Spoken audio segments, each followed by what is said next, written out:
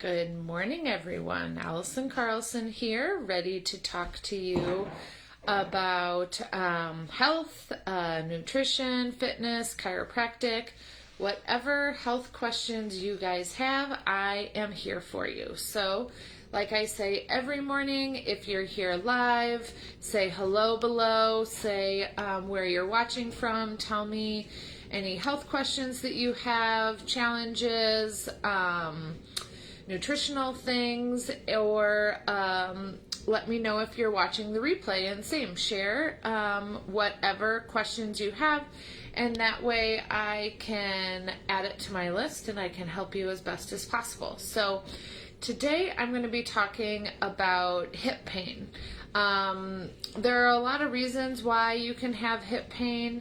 If you're a runner, they call it a hip pointer, or there's IT band issues, bursitis, labrum tears. It could just be that you're out of alignment. So right now I'm just talking about hip pain in general. So if you have any specific questions about the hip, let me know, but this is just a general hip pain video. So first and foremost, of course, I'm a chiropractor. We need to make sure that that body is in alignment.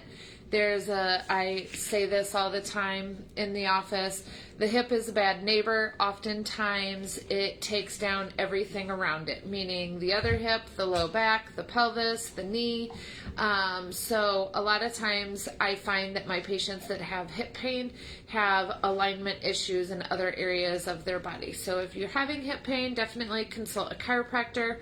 Another big hip pain thing to do is stretching.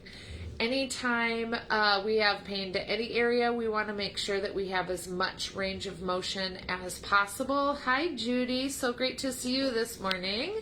But stretching anywhere that has pain, has a decreased range of motion, is a great idea. Motion gets nutrients into the joint. And so start off with stretching. The next thing, number 2, with hip pain is trouble sleeping. Oftentimes people have a difficult time getting comfortable when they're sleeping. They don't know if they should sleep on their side. Maybe it's uncomfortable to have their hip fully extended to lay on their back. So I would say my ideal sleeping position would be whatever gets you sleep. Not that we want you sleeping on your stomach long term or sleeping in odd positions, but your body heals when you're sleeping, so we need to sleep. Outside of that,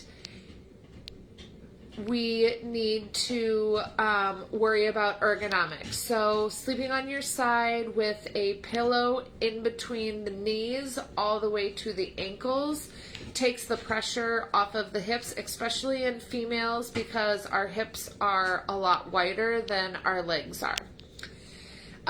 Then I talk to my patients about, I call it the SLAM principle, and it's sit like a man. So men sit, they don't have their legs together, they don't cross their legs, they don't cross their legs at the ankles. They sit with their legs apart. When they go to stand up, they keep their legs apart and they stand straight up. That just takes stress off of the hips. It also engages more muscles, so you're not putting any stress on the hips or the low back. Then yesterday we talked about ice versus heat. So in the first 3 days of hip pain, I like ice with a 20 minutes on, 20 minutes off principle, and you can cycle through that as many times as you want. And then after that, we're going to do heat. If you do heat, like heating pads, only on the low setting. You can do moist heat, you could do a hot tub or sitting in the bathtub. Anything like that. But ice for the first 3 days, then heat after that. And then lastly, we need to talk about things that you should avoid. So obviously avoid anything that causes pain, but also avoid activities that increase pounding on your hip. For example, like running or walking would be a good one. And then usually riding a bike or swimming is a hip happy activity. So no squats, no lunges, no deadlifts, things like that. Kind of take the hip out of the situation and pay attention if it is causing you pain. That is the most important thing. So I hope you enjoyed my hip tips. See what I did there? That was pretty funny. But so let me know again. Whatever health questions you have, I'll add it to my list. I am here to help you, and have a happy Wednesday. Bye, guys.